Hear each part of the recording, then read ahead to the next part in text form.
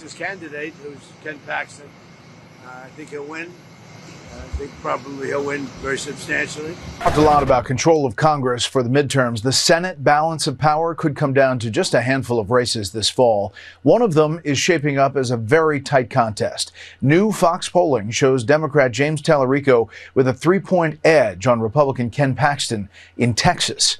Paxton defeated incumbent John Cornyn in the primary there. Democrats also hold a slight margin in the enthusiasm category. 59% of those surveyed said they are extremely motivated to vote. 53% say they are extremely interested in the election. Oh, that's gotta hurt! Trump is not getting very good news out of Texas, of all places. Yeah, he's received another alarming political warning, and it's coming from a state that Republicans usually can put their feet up on the table and assume they're going to win. A new poll of the state's U.S. Senate race shows that Democrat James Tallarico is leading Republican Ken Paxton by 5 points. In Texas, the state the Republicans have treated for 3 decades as their electoral emergency savings account, the poll shows that Tallarico is dominating among one specific group, and that's independents, while leading among voters without college degrees and attracting support from some Republicans who appear deeply reluctant to vote for Ken Paxton. The President of the United States just said that I insulted Jesus. You want to know what insults Jesus? Kicking the sick off their health care while cutting taxes for billionaires. You know what insults Jesus? Deporting the stranger and separating babies from their mothers. You know what insults Jesus? Bombing innocent school children in Iran and sending our brave men and women off to die in another forever war. You know what insults Jesus? Covering up the Epstein files and then refusing to prosecute a single person in them. I am not a perfect Christian. I don't claim to be.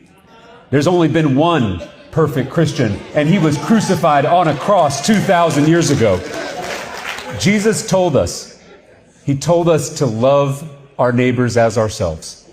He told us on earth as it is in heaven. Can we imagine war in heaven? Can we imagine bigotry in heaven? Can we imagine poverty in heaven? Then why do we tolerate these things on earth? Now, I get it. Take polls with a pinch of salt, but this is not supposed to happen, right? Non-college voters are central to Trump's coalition. Independents helped return him to the White House. So when you see this happening in Texas, it is worth noting. I mean, Texas Republicans are supposed to begin statewide races with enough structural advantage that Democrats, they spend the final month discussing how losing by 4 points represents historic progress. But instead, Ken Paxton remains behind, according to this poll, and less than 1/4 of independents surveyed said that they would support Ken Paxton. Nearly 1 in 5 Republican respondents were either undecided or supporting Tallarico. Do you expect him to bring into the debate all the kinds of insulting junk he's been throwing around?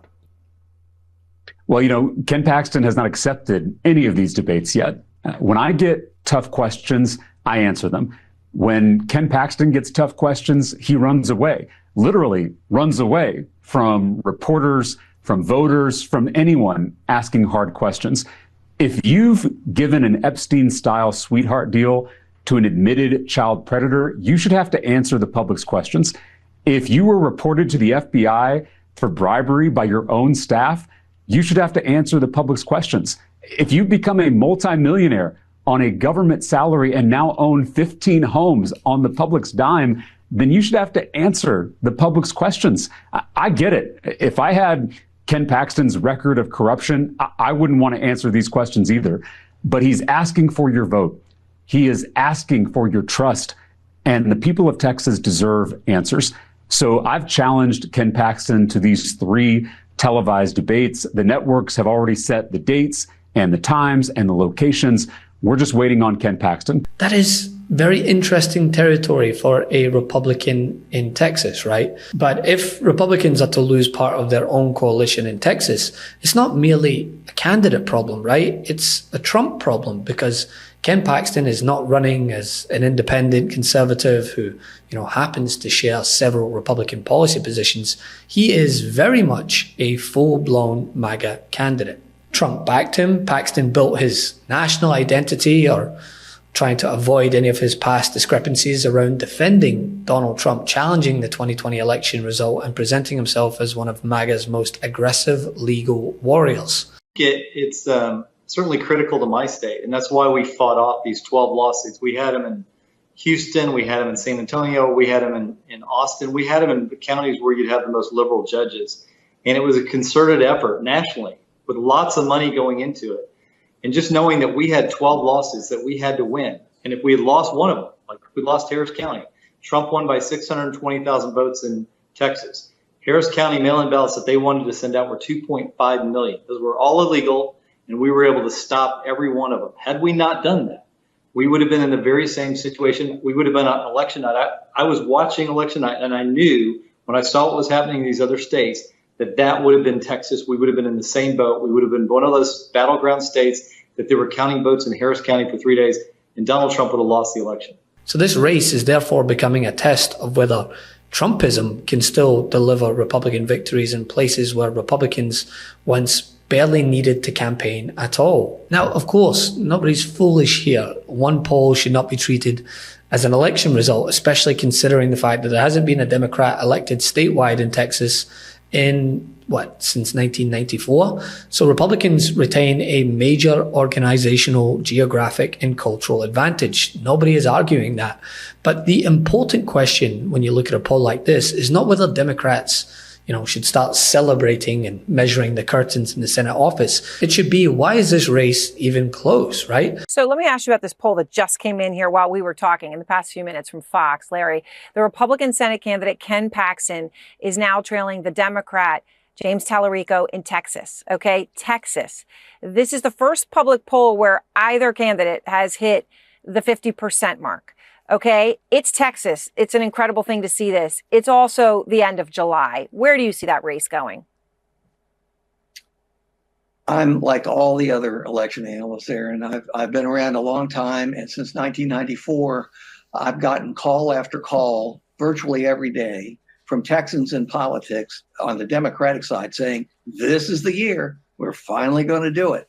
But you know what? I'm starting to believe it's actually possible this year. Mm-hmm. Not just because James Tallarico is a great candidate, which he is, but Paxton is so awful. And I'm sorry to use that word, but, we used to have a word, a flaunter, meaning he's a sinner who flaunts the sin. And that pretty much has been the way Paxton has conducted his public career. A lot of these donors won't touch him. Notice he's not doing well at all raising money. It's because they have family and friends and businesses to protect, and they really don't want to identify themselves publicly with a candidate who has Paxton's record. Trump carried Texas by approximately 14 points in 2024.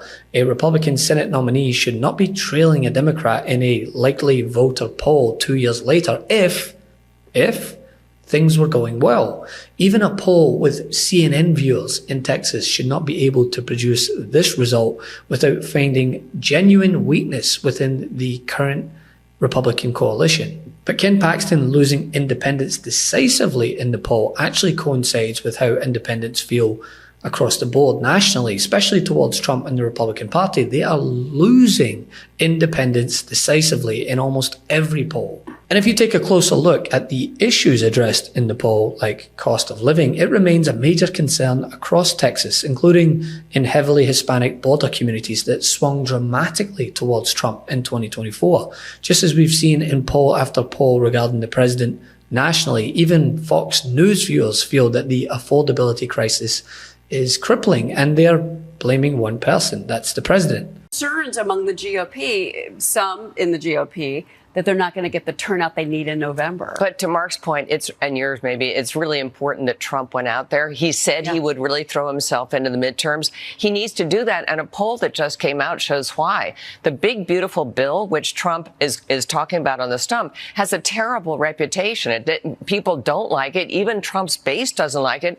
In my view, partly because Congress has been in a defensive crouch, refusing to tout the big, beautiful bill, refusing to tout, no taxes on overtime and all these things that these guys in Michigan, I think, are going to really applaud. So, he needs to sell this because Congress sure isn't. We're going to talk about that this morning during the show, because you're right. Americans don't understand the big, beautiful bill. They don't realize what it did, and that's messaging. We're going to talk. Some senior citizens could face higher prescription costs in 2027 as the Trump administration plans to end a Medicare subsidy program for Medicare Part D drug plans at the end of the year. The White House says these subsidies only pushed insurers to raise rates, forcing the federal government to cover the cost. They also say that Joe Biden's Inflation Reduction Act already hiked premiums in Part D.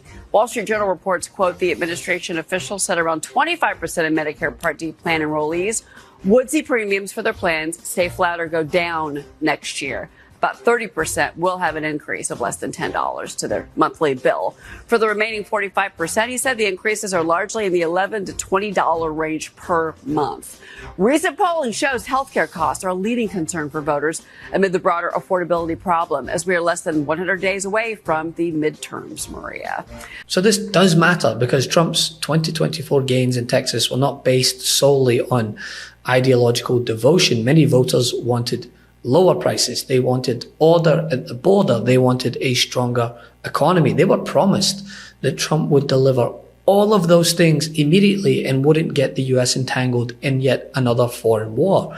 But the Associated Press has found that voters along the Texas-Mexico border especially have repeatedly cited high prices as a major concern, even in communities that had moved sharply towards Trump. One local voter was quoted saying bluntly that people expected a better economy and, quote, but obviously it didn't happen. So yeah, this is a danger for Trump. He won over voters who were dissatisfied with democratic governance, but dissatisfaction is not permanent partisan loyalty, right?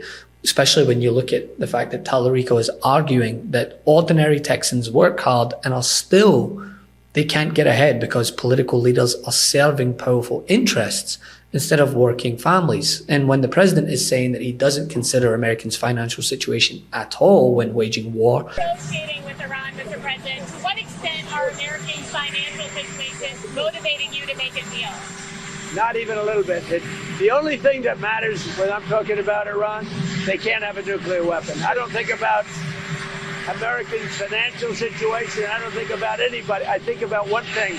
We cannot let Iran have a nuclear weapon. That's all. That's the only thing that motivates. Or that the economy must be doing good because his mate was finally able to buy that private jet that he wanted. But we passed the largest tax cuts in American history. We delivered 100% expensing. That's a big one. I think, we had the greatest economy in the history of our country in my first term.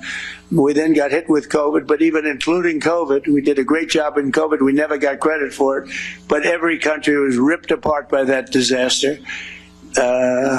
We know where it came from. It came from Wuhan, and I said that. But we were all ripped apart, and China got hit very, very hard. It was delayed. They got hit very hard at the end. But it was a terrible thing, but we had the greatest economy in history. And before COVID, nobody had ever seen anything like it. But if you just took those 3 years and look at what we're doing now, we're going to blow them away. I mean, unless some horrible event happens, which is always possible, we always have to at least think about the horrible events. Who would have thought that COVID could have happened? A thing like that could have happened. But we delivered 100% expensing, and that expensing, I think, we write it off in 1 year. I have friends that bought things that, frankly, they didn't need. I have a friend that never flew in a private plane in his life, and he ended up going out buying a very expensive private plane because of expensing 1 year. Then Tallarico's message becomes ever so appealing, right? And that's dangerous for Republicans because it competes directly with Trump's original populist promise. Whatever way you want to spin it, Trump's political strength has always depended on appearing separate from the government that he controls, right? But he is the president but yet also still presents himself as the opposition. Republicans are in control, but somehow Democrats remain responsible for everything that's going wrong. His administration runs economic policy, immigration policy, and foreign policy, but every negative consequence is apparently something that Trump inherited from Biden, or it's a conspiracy or an act of sabotage. But that strategy, it's getting tiresome, and it becomes harder to sustain when voters begin attaching current conditions to the people currently governing. Some senior citizens could face higher prescription costs in 2027 as the Trump administration plans to end a Medicare subsidy program for Medicare Part D drug plans at the end of the year. The White House says these subsidies only pushed insurers to raise rates, forcing the federal government to cover the cost. They also say that Joe Biden's Inflation Reduction Act already hiked premiums in Part D. Wall Street Journal reports, quote, the administration officials said around 25% of Medicare Part D plan enrollees would see premiums for their plans stay flat or go down next year. About 30% will have an increase of less than $10 to their monthly bill. For the remaining 45%, he said the increases are largely in the $11 to $20 range per month. Recent polling shows healthcare costs are a leading concern for voters amid the broader affordability problem, as we are less than 100 days away from the midterms, Maria. And Texas may be showing early signs of that attachment. The Tellerico poll is not the first warning either. If you look at back in January, Democrat Taylor Remitt, he won a special election for a Texas state Senate district in Tarrant County that had been represented by Republicans for decades. Trump had actually carried that very district by more than 17 points in 2024. So Remitt won a special election by more than 14 points. That sizable swing created a political earthquake right across the board. 30 points from Trump's presidential margin. It swung. Of course, people should take note of that. And that's again in Texas, in a district that no Democrat had represented in nearly half a century.